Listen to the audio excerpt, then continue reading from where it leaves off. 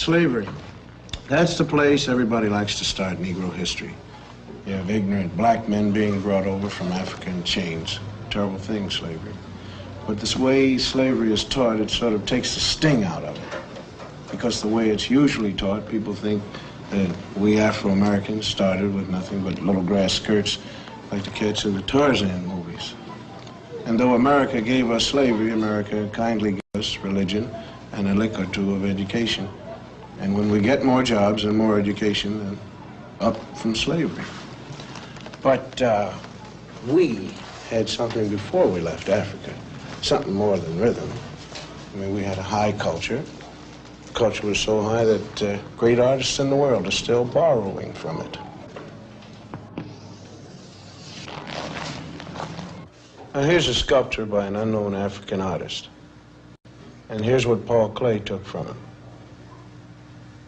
Now, here's a work by an unknown black African, and Pablo Picasso liked what he saw.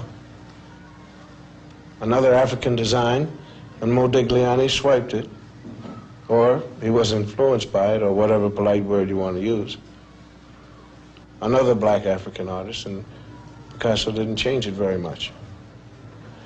I mean, when you look at this copy, you got to give us a little more than rhythm. You got to give us style. Now, if you tell the history of slavery right, you got a big problem on your hands. The slave trader didn't take some savage out of Africa. He took a human being.